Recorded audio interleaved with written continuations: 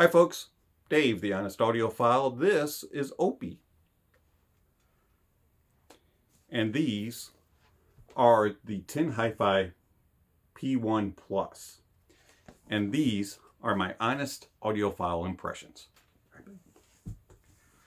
I want to thank Linsoul for providing the Hifi P1 Plus for a review. Do greatly appreciate it. Linsoul, you rock.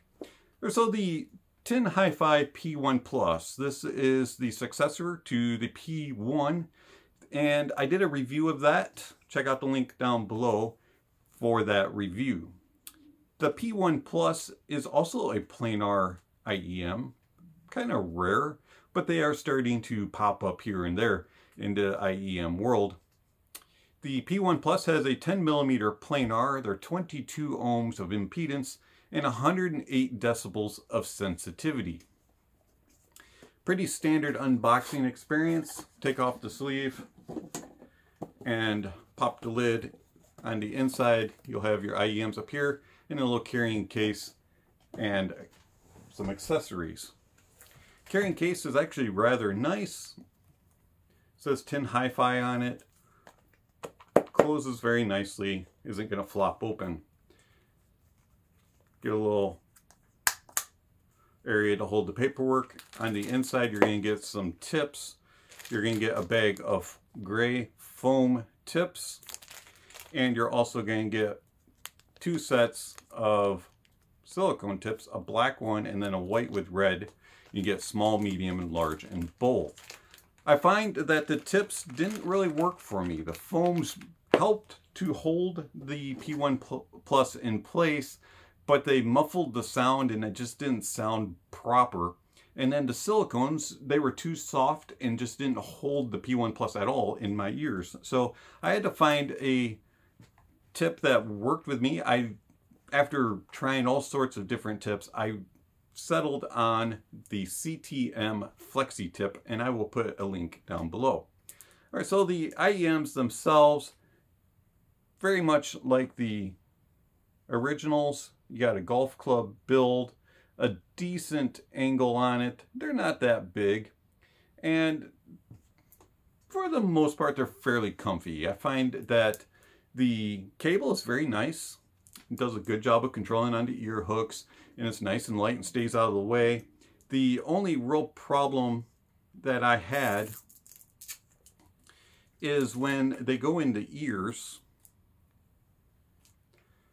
the little stem where the MMCX connects kind of stands up and it hits right at the top of my ear, and it can add a little bit of pressure and you get a little discomfort after about an hour, 2 hours, somewhere in that range. As far as isolation of outside noises, they do a pretty good job of really sealing out. You could definitely use these on some transits and in a louder office setting. I don't know about factory or warehouse type of setting or on airplanes or anything like that, as I didn't take any trips. But for normal general use, they should do just fine in that regard. How do they sound? The P1 Plus has a very linear, cold, neutral sound. And in fact, neutral might be being too nice. They're more flat. They are very much like when I was a kid, I used to mess around with my dad's car stereo. And he had a EQ on his stereo where I would go in and I would put everything flat, and I would either raise the bass all the way up or raise the treble all the way up. The P1 Plus is like that. They go all the way across and get to about 12K, and then it's like they raised all of the EQ to the top level that you can. And makes for a very interesting sound. To be blunt, don't really care for them. Do I like them over the original? Yes. Did I like the original? No. The P1 Plus is very boring, and it has some flaws that we're going to talk about. Let's talk about the bass. The bass on the P1 Plus is very linear. It extends well into the sub bass. You get some details and you get some information down there, but you really don't get a whole lot of impact. This is not a very powerful IEM, especially for planar. You would think that it would have a little bit more authority, but it does not. It's just a very, I have a lot of information, but I really don't want to share it. I don't want to be very bold about it. It's just kind of a laid back, just kind of, I'm just going to do my job and stay out of the way type of bass, which is fine, but I do wish it had more impact. Going into the mids just have a very sound to them. They're just kind of there. They don't have any life, any soul to them. And the upper mids are accentuated beyond everything else. Everything else is so flat, and then they kind of rise. And so upper mids region can be a little shouty and a little aggressive. It's not as bad as the original P1 was, but it is still present.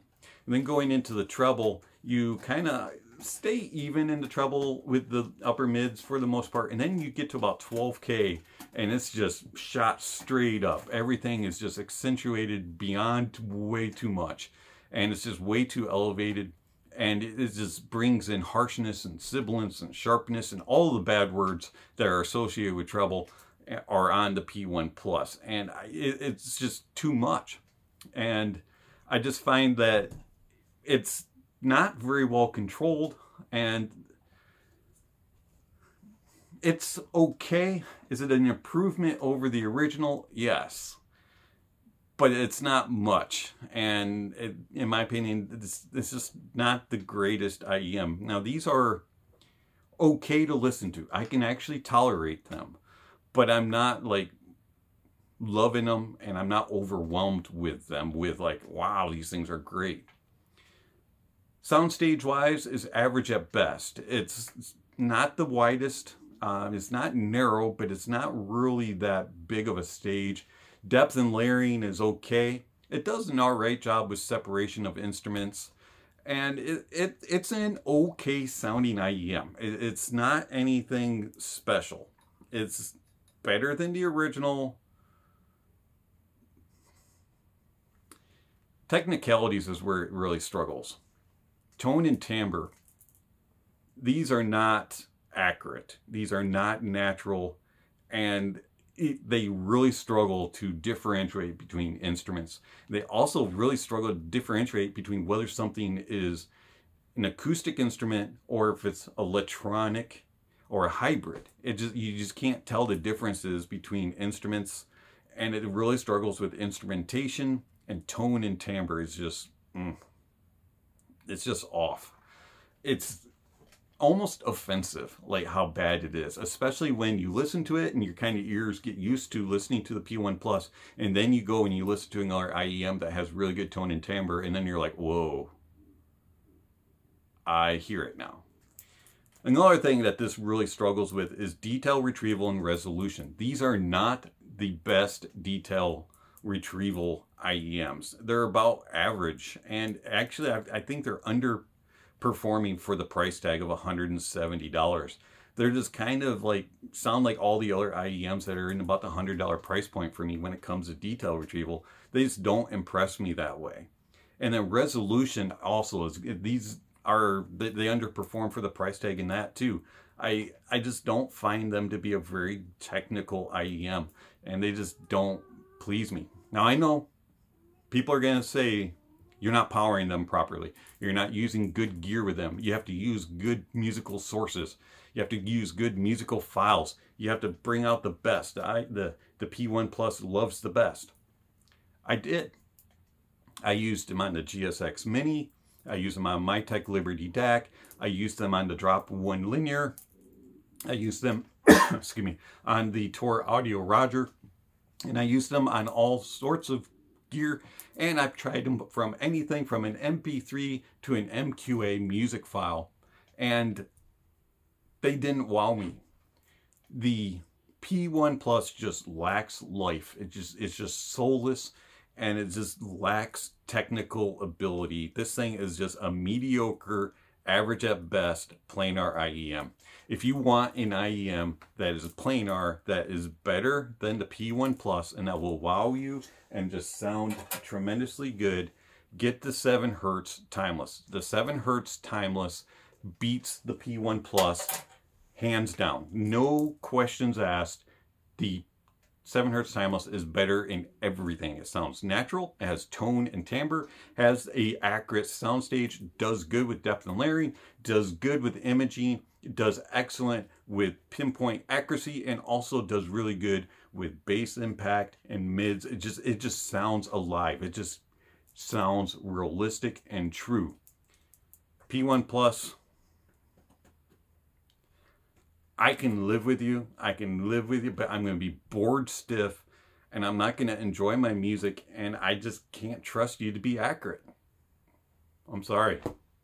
I can't recommend the Tin Hi-Fi P1 Plus. It's been Dave, the Honest Audiophile. Thank you for watching, and I'll catch you on the next video. Speaking of next video, somewhere on the screen, subscription link, notification bells. If you haven't already, check them off. Also, don't forget to hit that notification bell, and that way you'll know when the next video is up from the Honest Audiophile. Don't forget to give a thumbs up or a thumbs down to the video. And also check out the links down below for information regarding music recommendations, gear recommendations, and all kinds of other things like tier lists and how you can support the channel through memberships and through Patreon and PayPal and all kinds of other things. It's been Dave, the Honest Audiophile. Thank you for watching. I'll catch you on the next video, and don't forget to enjoy the music, and honesty is the best policy.